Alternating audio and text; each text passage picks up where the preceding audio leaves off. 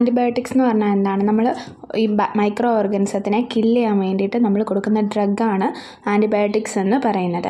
ആ ആൻറ്റിബയോട്ടിക്സ് നമ്മൾ കൊടുക്കുമ്പോഴത്തേക്കും നമ്മുടെ ശരീരത്തിൽ ഇൻഫെക്ഷൻ ഉണ്ടാക്കുന്ന ബാക്ടീരിയ ഡെഡായി പോവുകയാണ് ചെയ്യുന്നത്. അങ്ങനെ നമ്മൾ ഇൻഫെക്ഷനിൽ നിന്നും റിക്കവറായി വരുന്നു.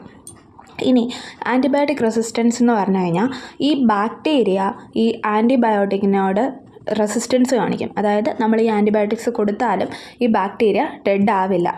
അത് എമർജ് ചെയ്തുകൊണ്ടിരിക്കുക. അതായത് ഒരു ബാക്ടീരിയയിൽ നിന്ന് പുതിയ വേറൊരു ബാക്ടീരിയയിലേക്ക് ആ ഒരു റെസിസ്റ്റൻറ്റ് ക്യാരക്ടർ ചേഞ്ച് ചെയ്തുകൊണ്ടേയിരിക്കും, അങ്ങനെ മാറിക്കൊണ്ടേയിരിക്കും.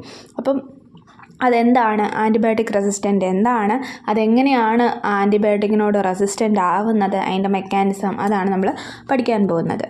ഓക്കെ, ദെൻ ബാക്ടീരിയനെ കില്ല് ചെയ്യാൻ വേണ്ടിയിട്ട് നമ്മൾ യൂസ് ചെയ്യുന്നതാണ് ആൻറ്റിബയോട്ടിക്സ്. പക്ഷേ എന്നാൽ ഇപ്പോൾ നമ്മൾ എന്താണ് ആ ആൻറ്റിബയോട്ടിക്സ് കൊടുത്താലും ബാക്ടീരിയ അവിടെ ജീവനോടെ തന്നെ കാണപ്പെടും. ഇനി ഏതൊക്കെ രീതിയിലാണ് എങ്ങനെയാണ് ഈ റെസിസ്റ്റൻസ് ഉണ്ടാകുന്നത് വെച്ചാൽ, ഒരു ബാക്ടീരിയയുടെ ആ ഡി എൻ എയിൽ എന്തെങ്കിലും ഒരു മ്യൂട്ടേഷൻ സംഭവിക്കും. പെട്ടെന്ന് എന്തെങ്കിലും ഒരു മ്യൂട്ടേഷൻ സംഭവിക്കുന്നു. ആ മ്യൂട്ടേഷൻ സംഭവിച്ചു കഴിയുമ്പോൾ അതിന് സ്വന്തമായിട്ട് ആൻറ്റിബയോട്ടിക്കിനോട് റെസിസ്റ്റൻസ് കാണിക്കാനായിട്ട് തുടങ്ങും. അത് ഏതൊക്കെ രീതിയിലാണെന്ന് വെച്ചാൽ, ഒന്ന് പ്രിവെൻറ്റ് ആൻറ്റിബയോട്ടിക് ഫ്രം എൻട്രിങ്, അതായത് ആൻറ്റിബയോട്ടിക്സ് ആ ബാക്ടീരിയയുടെ സെല്ലിനകത്തേക്ക് കയറുന്നത് അവർ പ്രിവെൻറ്റ് ചെയ്യും. രണ്ടാമത് മെക്കാനിസം എന്ന് പറയുന്നത്, അവിടെ ഒരു പമ്പുണ്ട്. ഓക്കെ, ആ പമ്പ് വഴി അതെന്ത് ചെയ്യും, ഈ വരുന്ന ആൻറ്റിബയോട്ടിക്സിനെ തിരിച്ച് ഇറക്കി വിടും. ആ പമ്പിനെയാണ് എഫ്ലെക്സ് പമ്പ് എന്ന് പറയുന്നത്. ഓക്കെ, ആ രണ്ടാമത്തതാണ് അത്. ദെൻ എഫ്ലെക്സ് പമ്പ് എന്ന് പറയുന്നത്. ഇനി മൂന്നാമത്തെ മെത്തേഡ് എന്ന് പറഞ്ഞാൽ ഇന്നാക്ടിവേറ്റ് ആൻറ്റിബയോട്ടിക്, അതായത് ആ വരുന്ന ആൻറ്റിബയോട്ടിക്കിനെ നമ്മൾ ഇന്നാക്ടിവേറ്റ് ആക്കി കളയും. ഓക്കെ, അതിനെ നശിപ്പിച്ച് കളയും, ബാക്ടീരിയ തന്നെ അതിനെ നശിപ്പിച്ച് കളയും. നാലാമത്തേതെന്ന് പറയുന്നത് മോഡിഫൈ ആൻറ്റിബയോട്ടിക് ടാർഗറ്റ്, അതായത് ഒരു ആൻറ്റിബയോട്ടിക് വരുവാണെങ്കിൽ ആ ആൻറ്റിബയോട്ടിക്കിനൊരു ടാർഗറ്റ് ഉണ്ടാവും.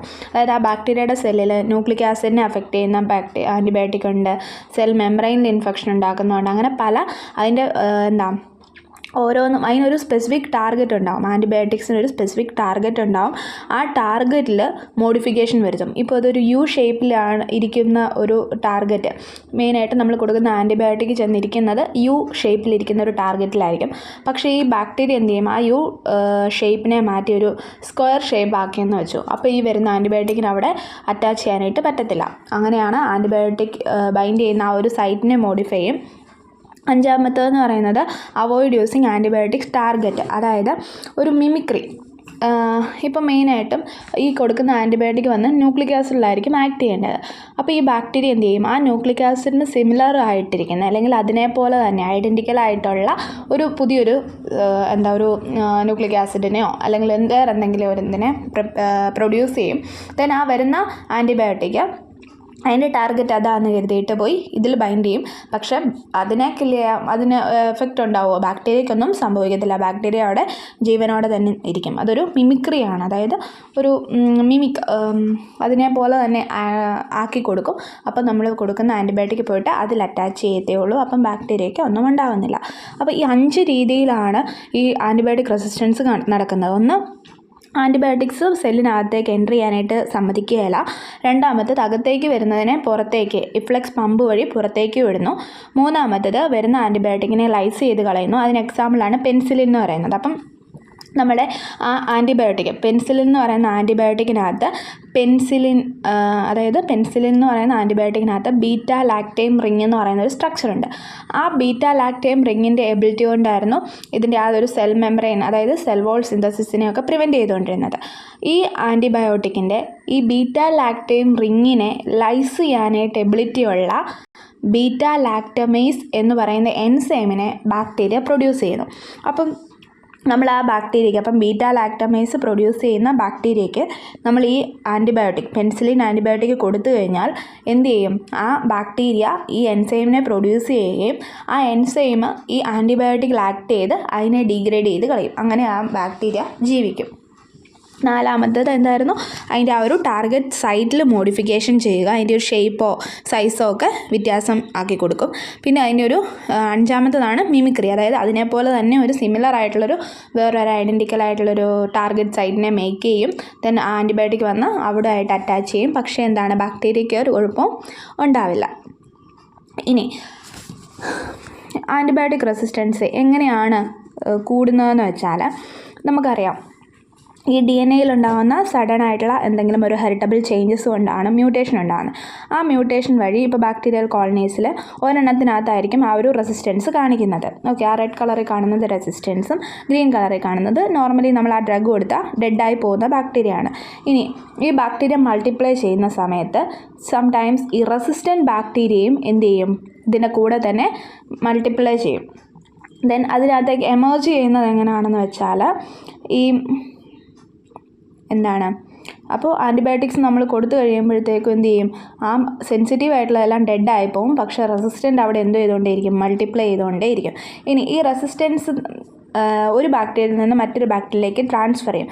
ഒന്ന് ഹൊറിസോണ്ടൽ വേയും ഒന്ന് വെർട്ടിക്കൽ വേയും. വെർട്ടിക്കൽ ട്രാൻസ്ഫറാണ് ഈ കാണുന്നത്, DNAs കൺവേർട്ട് ചെയ്ത് പോകുന്നത്.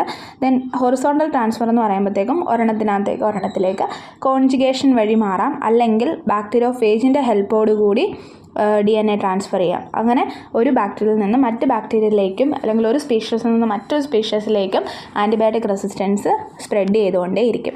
അങ്ങനെ ആൻറ്റിബയോട്ടിക് റെസിസ്റ്റൻസ് സ്പ്രെഡ് ചെയ്യുന്നത് വഴി നമ്മൾ കൊടുക്കുന്ന ഡ്രഗ്സ് ഒന്നും അതിന് എഫക്റ്റീവ് അല്ലാതാവുന്നു. ബാക്ടീരിയ അവിടെ ജീവിക്കുന്നു, ഇൻഫെക്ഷൻ അതുപോലെ തന്നെ കാണുന്നു.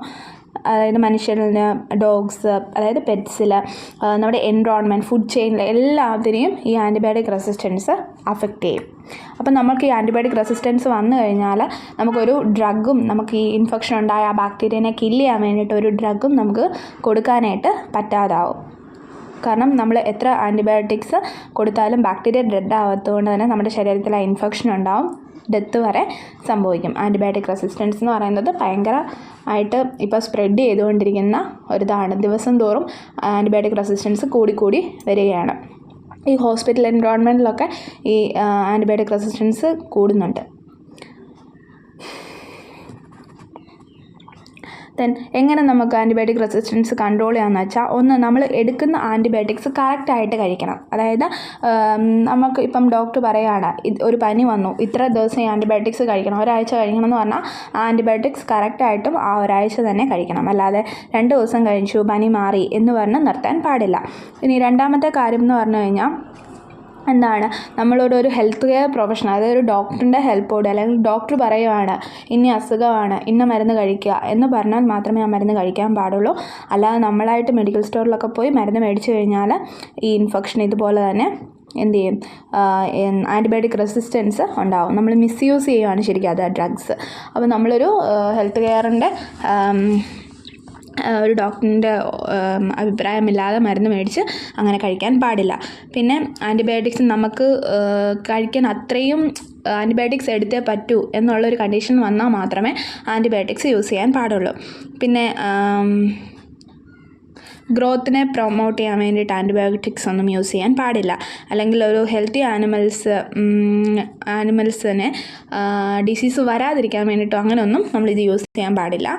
ദെൻ പ്രിവെൻഷൻ എന്ന് പറയുമ്പോഴത്തേക്കും കൈയൊക്കെ നന്നായിട്ട് വാഷ് ചെയ്യണം, വാക്സിനേറ്റഡ് ആവണം, ഹെൽത്തി ഹാബിറ്റാറ്റ്സ് ഉണ്ടാവണം. ഇതൊക്കെ നമുക്ക് ആൻറ്റിബയോട്ടിക് റെസിസ്റ്റൻസിൻ്റെ സ്പ്രെഡിനെ കൺട്രോൾ ചെയ്യാൻ വേണ്ടിയിട്ട് ഹെൽപ്പ് ചെയ്യും.